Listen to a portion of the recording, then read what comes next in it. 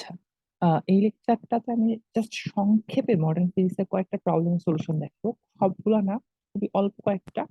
যেমন যেটা আসলে একটু ম্যান্ডেটরি টাইপ প্রবলেম সেগুলো, যেটা আসলেই বোঝার মতো। যেমন প্রথম প্রবলেমটা, এটা খুবই মজার একটা কোশ্চেন ছিল। আহ এটা হচ্ছে একটা কণা পৃথিবীতে থাকতে তার জীবনকাল 10 ন্যানো সেকেন্ড, মানে পৃথিবীতে সে 10 ন্যানো সেকেন্ড থাকতে পারে।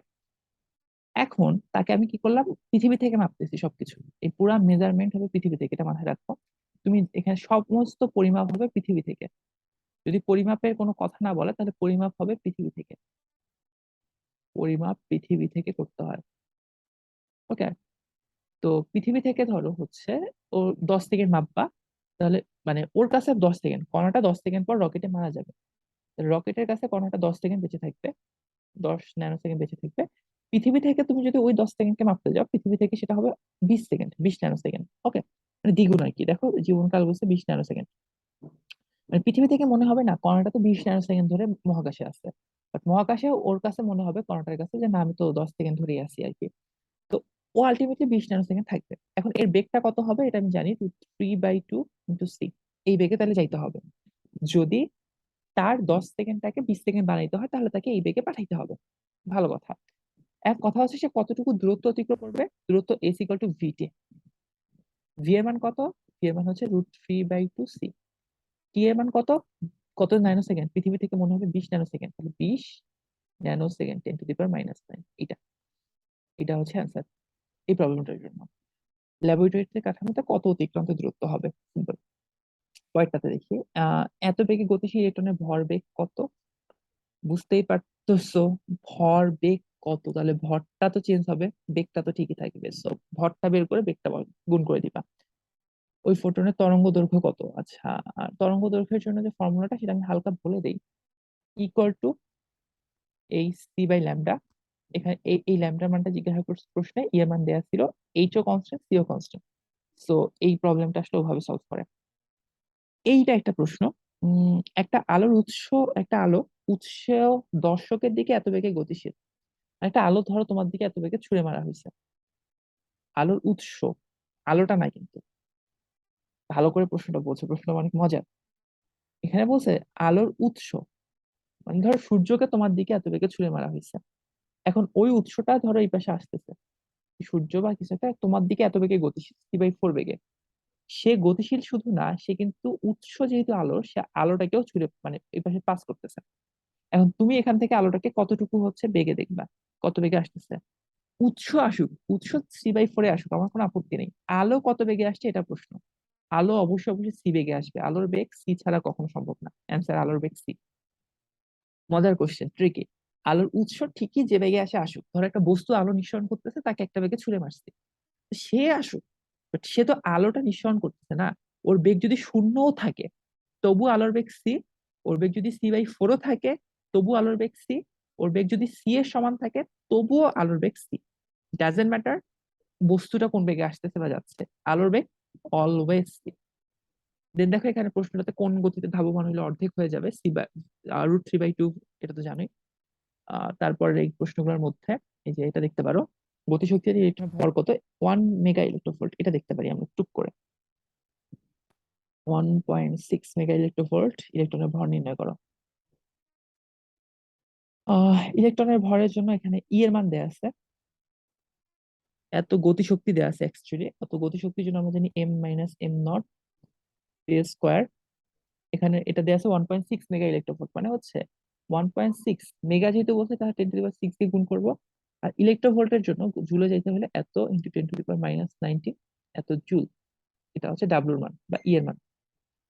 এটা ই এর মান জানো, সেখান থেকে হচ্ছে m - m0 স্কোয়ার। আমাকে বের করতে হবে ইলেকট্রনের ভর নির্ণয় করো। তো সেটা কোন ভর? গতিশীল ইলেকট্রনের ভর, মানে এম এর মানটা জিজ্ঞাসা করছে, m0 এর মানটা না কিন্তু। এটা সিম্পল তো, E divided by c square plus m0, ইটা অবশ্যই ডেল্টা ই গতিশক্তি, is equal to M. Simple, বসা দাও হয়ে যাবে, একদম সিম্পল। পরের কোশ্চেন। কোশ্চেনটি দুটো যে শক্তি প্রয়োজন হবে সেটা। আচ্ছা, লাস্ট এই কোশ্চেনটাই দেখি, আর পরের কোশ্চেন গুলো একদম ইজি। এত স্থির ভর বলছে, কিন্তু তাহলে এটা হচ্ছে এম নট এর মান। একটা প্রোটন এর ভর দ্বিগুণ হতে হলে কত দ্রুতির প্রয়োজন? কোনো কথা নেই, √3/2c। ওকে, ভর দ্বিগুণ হইতে হলে এটা প্রয়োজন।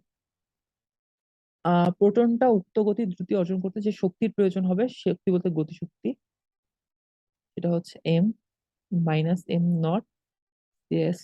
তাহলে এটা হবে এম মানে আসলে 2m0, কারণ দ্বিগুণ হয়েছে ভরটা। তো 2m0 থেকে m0 বাদ দিলে m0 c²। এখানে মান বসা, প্রোটনের ভর জানো, m0 দেয়া আছে, c² দেয়া আছে, বসাইলে অ্যান্সার শেষ, একদম সিম্পল। তার লাস্ট কোশ্চেনটা হচ্ছে কাল্পনিক রকেট কত দ্রুতিতে চললে স্থির দৈর্ঘ্য 1/3 হবে? এটা আমি মুখস্থ করতে বলছিলাম, যেটা নিজেরা বের করবি, বের করে হচ্ছে মুখস্থ করবি। সরি, কয়েকটা অংশ জাস্ট মুখস্থ করতে হবে, তাহলে অ্যান্সার গুলো দ্রুত দেওয়া যাবে। তো এটা একটু প্রেডিক্ট করা যেতে পারে। এটা হচ্ছে, এখানে অপশন গুলো দেখো, একটা আলোর বেগ দেওয়া রাখছে, যেটা কখনোই অ্যান্সার না, কারণ আমাকে বের করতে হবে 1/3 হইতে হবে, 1/3। বি এর মান হইতে হবে 1/3, মানে 1/3 কিছু একটা হবে।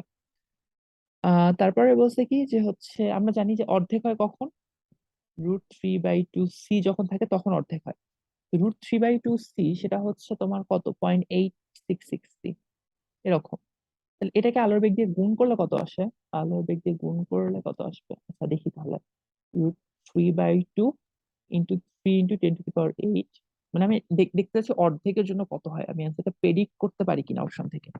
জাস্ট কাটাকাটি করলে এখানে আছে 1.5, বা একটা 3√3/2, এটা যেটা আসবে কত আসবে রে ভাই, 3 × 3/2 তো 0.6, তাহলে 3 × 0.85 দিলাম আমি।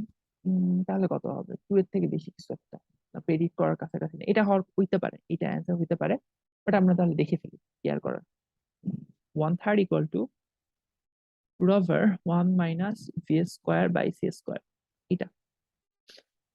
তাহলে 1/9, 1 থেকে বাদ দিলে হচ্ছে 8/9 এর রুট করলে পাবো হচ্ছে v/c।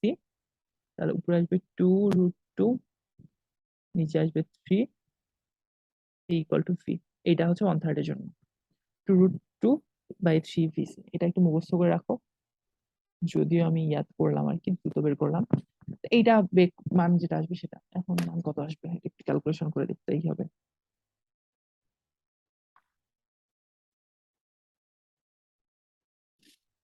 কত আসে এটা, 2√2,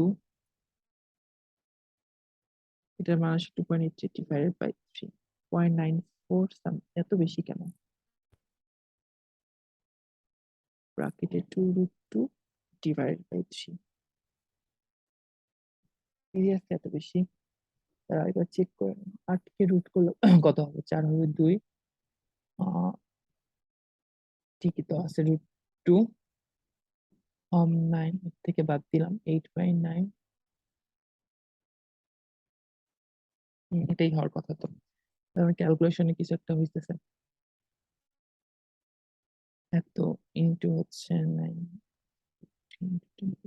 আচ্ছা যাই হোক না কেন, এটা একটু দেখে নিও হালকা পাতলা ক্যালকুলেশনটা, আমি এই অবধি থাকলাম। তো অ্যান্সারটা এরকমই কিছু একটা হওয়ার কথা অপশন থেকে, যদিও আমি এখান থেকে প্রেডিক্ট করতে পারতেছি না। তাহলে দেখি 0.94 × 3, হ্যাঁ 2.82 টাইপ কিছু একটা আসে। যাই হোক না কেন, অ্যান্সারটা এরকমই হওয়া উচিত।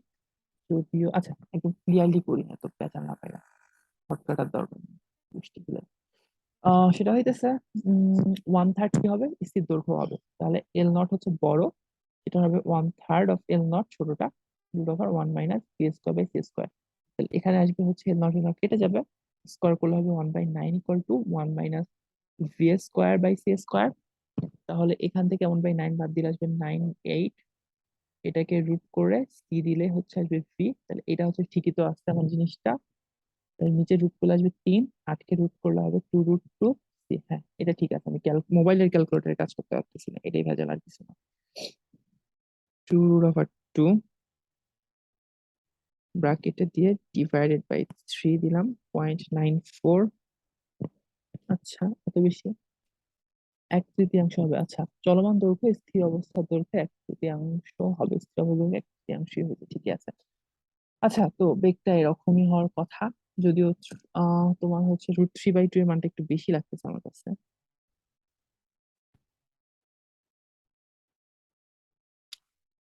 I don't know what is going here. আচ্ছা, যাই হোক না কেন, এরকমই একটা অ্যান্সার হওয়ার কথা।